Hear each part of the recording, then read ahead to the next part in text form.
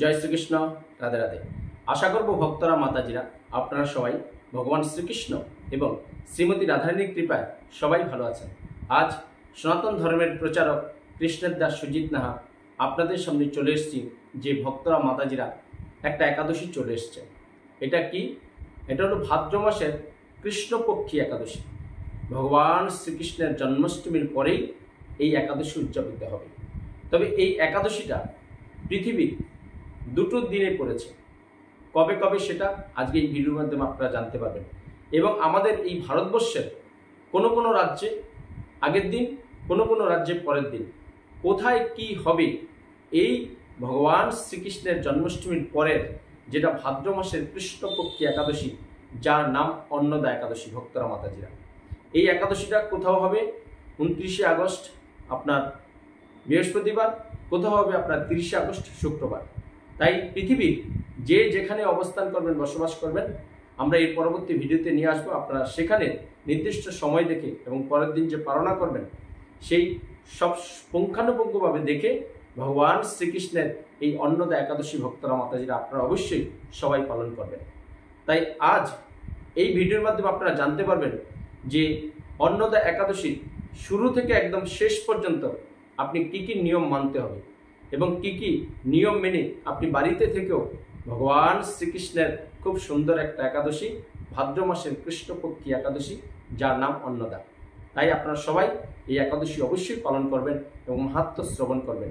কারণ কি, সমস্ত পাপ বিনাশী এই অন্নদা একাদশী এবং এর মাহাত্ম্য শ্রবণেই আপনার অশ্বমেধ যজ্ঞ ফল লাভ হবে এবং আপনি মৃত্যুর পরে বৈকুণ্ঠ ধামে ভগবান শ্রীকৃষ্ণ যেখানে অবস্থান করছেন গোলকধাম বৃন্দাবনে, আপনারা সেখানে মৃত্যুর পরে আপনি গমন করতে পারবেন।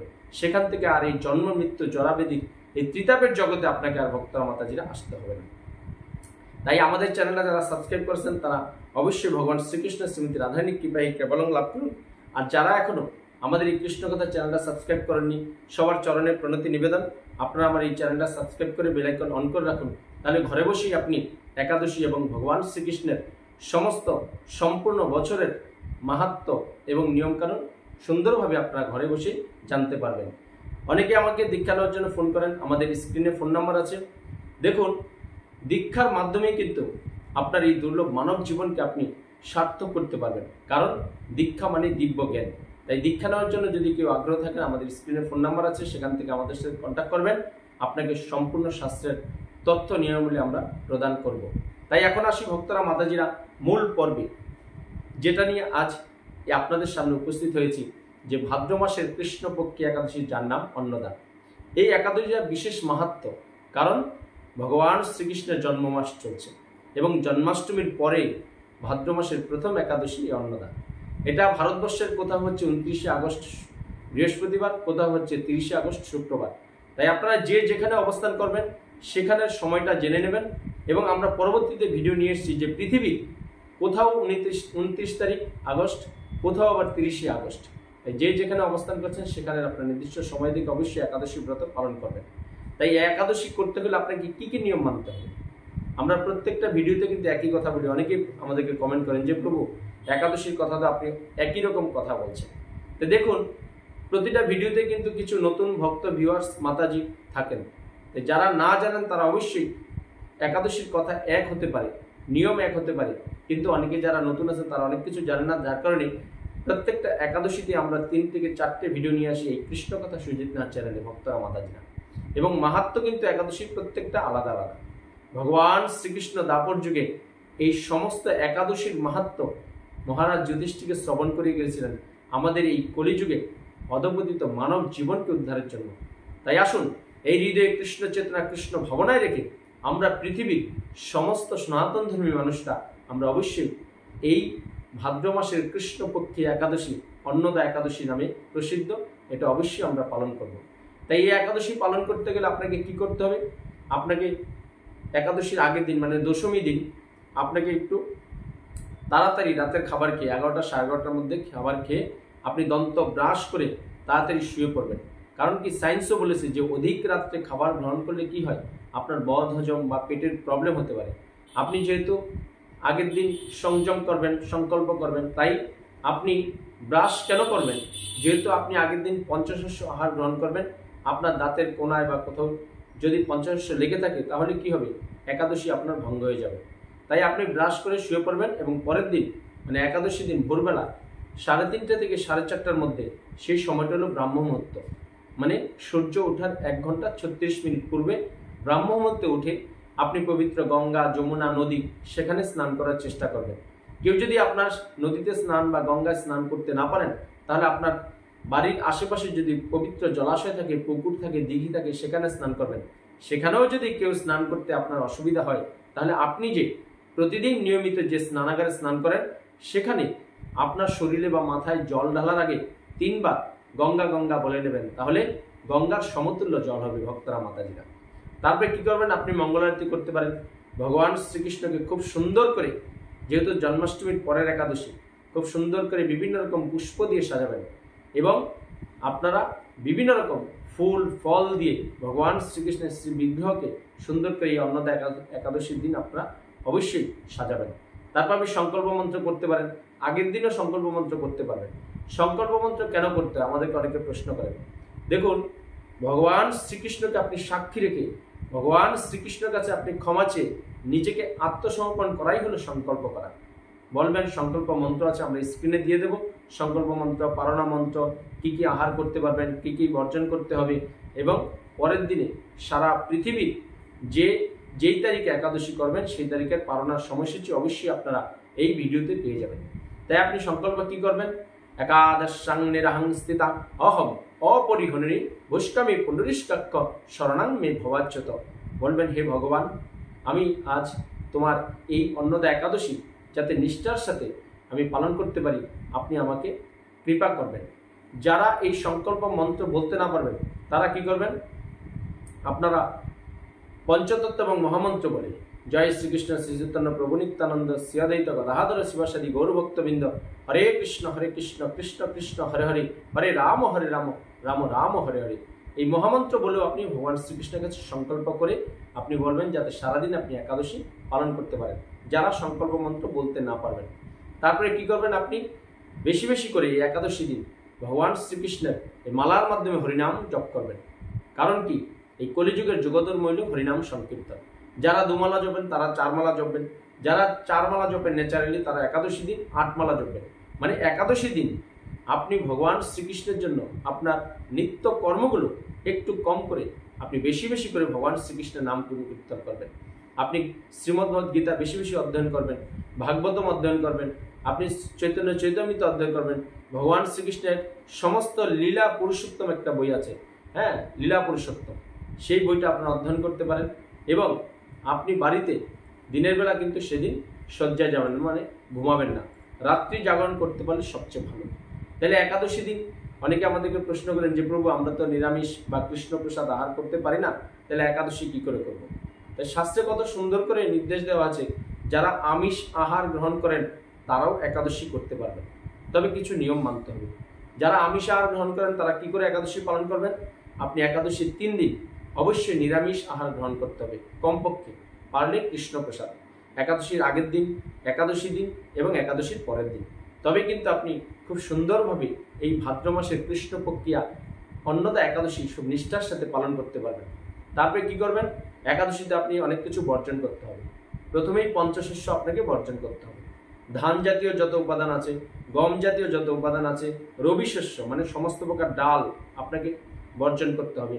জব, ভুট্টা এগুলো বর্জন করতে হবে। তারপর আপনার সোয়াবিন তেল, হ্যাঁ, তারপরে সরিষার তেল, এগুলো সব পঞ্চশস্যের আওতায় পড়ে। আমরা স্ক্রিনে দিয়ে দিচ্ছি, আপনারা সেখান থেকে দেখে নেবেন। তারপরে আপনাকে তাস, পাশা, জুয়া, দ্রুতক্রিয়া সব বন্ধ করতে হবে। শরীরে সাবান, তেল, শ্যাম্পু এসব নিষিদ্ধ। এবং মাথায় আপনার বডি স্প্রে, শরীরে বডি স্প্রে, হ্যাঁ, এগুলো নিষিদ্ধ। পরনিন্দা, পরচর্চা, মিথ্যা ভাষণ, স্ত্রীসঙ্গ, ক্রোধ, প্রজল্প, সমস্ত নেশাপাত, চা, বিড়ি, পান, গুটখা, খৈনি, মদ, মানে সমস্ত প্রকার যত নেশা আছে, এই অন্তত একাদশী দিন আপনাকে এটা অবশ্যই বর্জন করতে হবে ভক্তরা, মাতাজিরা। তাহলে এবার প্রশ্ন আসতে পারে যে প্রভু, একাদশীটা কি করে করব? একাদশী অনেকে নির্জলা করে, অনেকে সজলা করে, অনেকে সফলা করে। তাই সংসারী মানুষ যেহেতু আমরা ম্যাক্সিমাম একাদশী করি, তাই আমরা সফলা করেই করবো। আপনি অনুকল্প প্রসাদ গ্রহণ করতে পারবেন। অনুকূল প্রসাদ কি? বিভিন্ন রকম ফল দিয়ে ভগবানকে ভোগ নিবেদন করবেন। সাবুর কলা দিয়ে মেখে খেতে পারেন, সাবুর পাঁপড়, সাবুর ভুনা, সাবুর পায়েস ইত্যাদি করে বাড়িতে খেতে পারেন। তারপরে যদি আপনার একাদশী করতে অসুবিধা হয়, আপনি কয়েক রকমের সবজি দিয়ে ঘি অথবা সানফ্লাওয়ার তেল দিয়ে রন্ধন করে অবশ্যই ভগবান শ্রীকৃষ্ণকে ভোগ নিবেদন করে আপনি সে প্রসাদ গ্রহণ করবেন। এবার অনেকে আমাদেরকে প্রশ্ন করেন যে আমরা যেহেতু একাদশী করছি, ভগবান শ্রীকৃষ্ণকে পঞ্চশস্য দিয়ে কিছু ভোগ নিবেদন করবো না? না, আমরা দেখুন একাদশী করি ভগবান শ্রীকৃষ্ণকে সন্তুষ্টি বিধানের জন্য। ভগবানের কিন্তু একাদশীর প্রয়োজন নেই, কারণ ভগবান হল পৃথিবীর স্রষ্টা, তাকে আমরা সন্তুষ্ট করার জন্য একাদশী ব্রত করি। তাই আপনারা যদি কেউ পঞ্চশস্য দিয়ে ভগবান শ্রীকৃষ্ণকে ভোগ নিবেদন করেন, সেটা দিতে পারেন, কিন্তু আপনি একাদশী দিন আহার করবেন না। সেই প্রসাদটাকে আপনি কি করবেন, একটা পরিষ্কার পাত্রে পরিষ্কার জায়গায় রেখে গঙ্গাজল ছিটিয়ে তুলসীপত্র দিয়ে পরের দিন পারণার পরে বা পারণা করতে পারেন সেই প্রসাদ দিয়ে। এটা কিন্তু মাথায় রাখবেন মাতাজি।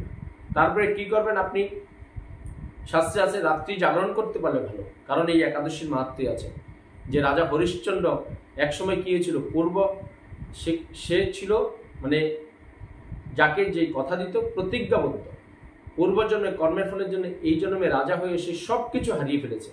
তার নিজের স্ত্রীকে বিক্রি করে দিয়েছে, ছেলেকে বিক্রি করে দিয়েছে, ছেলে মারাও গেছে।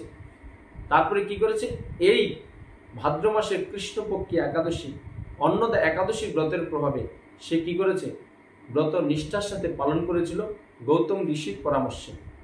তার কারণে আবার এই একাদশীর প্রভাবে সে হারানো রাজ্য ফিরে পেয়েছে, সে তার স্ত্রীকে ফিরে পেয়েছে এবং মৃত সন্তানকে আবার জীবিত অবস্থায় ফিরে পেয়েছে। তাই আসুন ভক্তরা, এই হৃদয়ে কৃষ্ণ চেতনা কৃষ্ণ ভাবনায় জাগ্রত হয়ে আমরা 2024-এর এই যে ভাদ্র মাসের কৃষ্ণপক্ষী একাদশী অন্নদা, যারা এখনো একাদশী শুরু করেননি, তারা এই একটা বিশেষ একদম ভগবান শ্রীকৃষ্ণের জন্মাষ্টমী মাসের এই একাদশী থেকে শুরু করতে পারেন। আপনি ভগবান শ্রীকৃষ্ণের খুব সহজে কৃপা সঞ্চয় করতে পারবেন ভক্তরা মাতাজিরা। এবং এর পারণা কি, পারণার টাইমটা মোটামুটি আপনার 8টা থেকে 9:30টার মধ্যে, যেখানে যেদিন একাদশী করবেন সেই হিসেবে আপনারা পারণা অবশ্যই করবেন। পারণা কেন করবেন, অনেকেই প্রশ্ন করেন পারণা কি, পারণা সম্পর্কে অনেকেই জানে না। পারণা এই জন্যই করতে হয় যে আপনি যে সংকল্প করে ব্রত শুরু করলেন, সারাদিন পঞ্চশস্য আহার করলেন না, আপনি পারণা অবশ্যই পঞ্চশস্য কোনো আপনার রুটি বা আপনাকে অন্ন বা আপনার চিরা দই এসব দিয়ে মিষ্টি ভগবানকে ভোগ নিবেদন করে অবশ্যই পঞ্চশস্য আপনি পারণা করতে হবে। কারণ পারণা মানেই ব্রত সম্পূর্ণ, মানে সমাপন করা, ব্রত শেষ করা, নিষ্পত্তি করা যাকে বলে বাংলা ভাষায়। তাই আসুন ভক্তরা মাতাজিরা, আমরা 2024-এর যে কোথায় 29 তারিখ এই অন্নদা একাদশী, কোথায় 30 তারিখ, আমরা পরবর্তী ভিডিওতে নিয়ে আসছি। আপনার একাদশী এই নিয়ম মাফিকগুলোকে আপনি বাড়িতেও করবেন। অনেকে প্রশ্ন করেন যে প্রভু, বাড়ির পরিবেশ তো একাদশী করার জন্য আমাদের পরিস্থিতি থাকে না, তাহলে আমরা কি করব? তাই যারা বাড়িতে একাদশী করতে পারবেন না এই অন্নদা একাদশী, তারা আপনার বাড়ির আশেপাশে যদি কৃষ্ণ মন্দির বা ইস্কন মন্দির থাকে সেখানে আপনি সংযুক্ত হন। সারাদিন দেখবেন বিভিন্ন ধরনের ধর্মীয় অনুষ্ঠান হবে এবং সেখানে অনুকূল প্রসাদ সামান্য অর্থের বিনিময়ে আপনি সেখান থেকে পেয়ে যাবেন।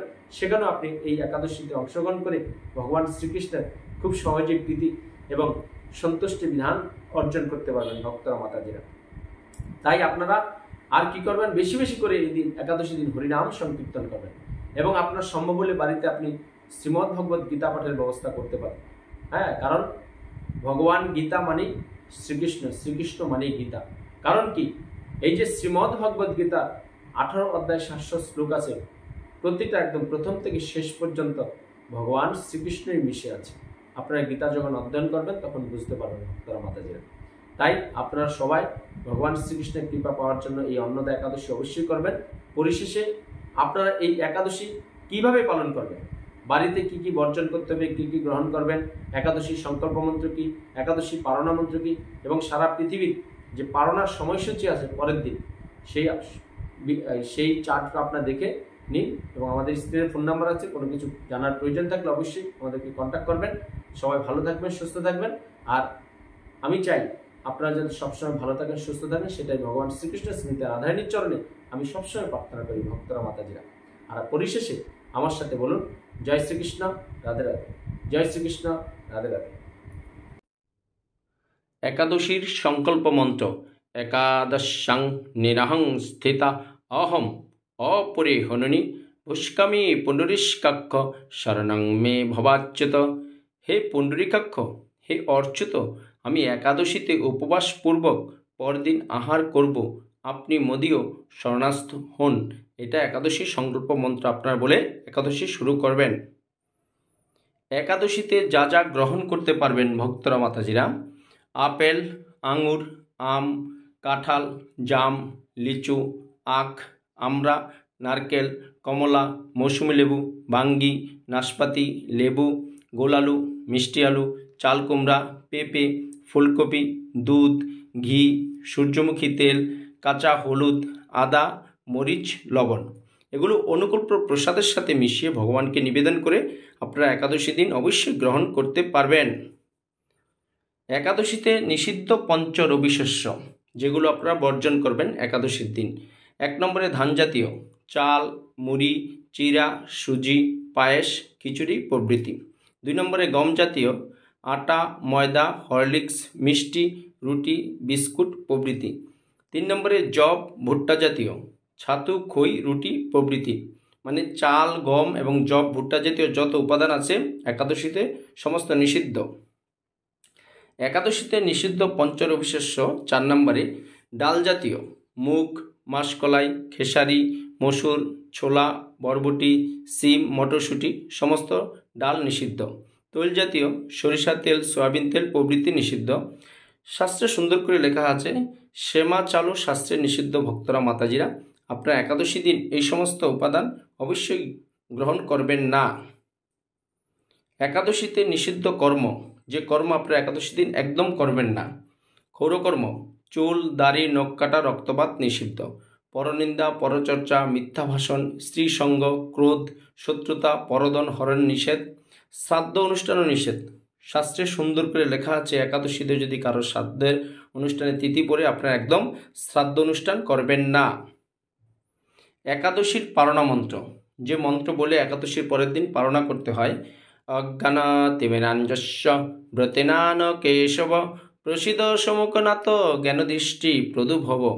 এই একাদশীর পারণ মন্ত্র বলে আপনারা অবশ্যই প্রত্যেকটা একাদশীর নির্দিষ্ট সময়ে আপনারা ভক্তরা মাতাজিরা পারণা করবেন, তবে ভগবানের কৃপা আপনারা সঞ্চয় করতে। অন্নদা একাদশী পারণার সময়সূচি 30শে আগস্ট শুক্রবার 2024, মানে যারা 29শে আগস্ট ব্রত করবেন তাদের সময়সূচি: মায়াপুর 7:51 থেকে 9:30 পর্যন্ত, ইম্ফল 7:51 থেকে 9:07 পর্যন্ত, গুয়াহাটি 7:51 থেকে 9:16 পর্যন্ত। অন্নদা একাদশী পারণার সঠিক সময়সূচি: অন্নদা একাদশী পারণার সঠিক সময়সূচি 30শে আগস্ট শুক্রবার 2024, কলকাতা 7:51 থেকে 9:30 পর্যন্ত, বাংলাদেশ 8:21 থেকে 9:51 পর্যন্ত। সঠিক অন্নদা একাদশী পারণার সময়সূচি বৈষ্ণব ও চান্দ্র পঞ্জিকা মতে। অন্নদা একাদশী পারণার সময়সূচি: যারা 30শে আগস্ট ব্রত করবেন তাদের 31শে আগস্ট শনিবার পারণা 24, ভুবনেশ্বর 5:30 থেকে 9:41 পর্যন্ত, পাটনা 5:29 থেকে 9:42 পর্যন্ত, কাঠমান্ডু 5:42 থেকে 9:56 পর্যন্ত, চেন্নাই 5:57 থেকে 10:05 পর্যন্ত। অন্নদা একাদশী পারণার সময়সূচি এই সময়ের মধ্যেই ভক্তরা মাতাজিরা আপনারা অবশ্যই পারণা করবেন। অন্নদা একাদশী পারণার সঠিক সময়সূচি 31শে আগস্ট শনিবার 2024, নাগপুর 5:56 থেকে 10:08 পর্যন্ত, বৃন্দাবন 5:57 থেকে 10:12 পর্যন্ত, দিল্লি 5:58 থেকে 10:13 পর্যন্ত, হায়দ্রাবাদ 6:02 থেকে 10:11 পর্যন্ত।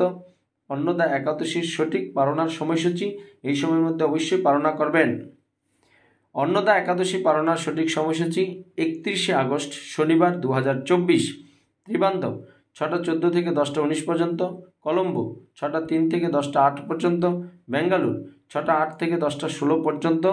সঠিক পারণার সময়সূচি অন্নদা একাদশী ব্রতের। অন্নদা একাদশী পারণার সঠিক সময়সূচি 31শে আগস্ট শনিবার 2024, মুম্বাই 6:23 থেকে 10:33 পর্যন্ত, আহমেদাবাদ 6:21 থেকে 10:33 পর্যন্ত, উদমপুর 6:03 থেকে 10:20 পর্যন্ত। অন্নদা একাদশীর পারণার সঠিক সময়সূচি এই সময়ের মধ্যেই ভক্তরা মাতাজিরা আপনারা অবশ্যই পঞ্চশস্য দিয়ে পারণা করবেন। কৃষ্ণকথা সুজিত নাথ চ্যানেল সাবস্ক্রাইব করুন। আমার সাথে শ্রীকৃষ্ণ ও রাধারানীর কৃপা লাভ করুন।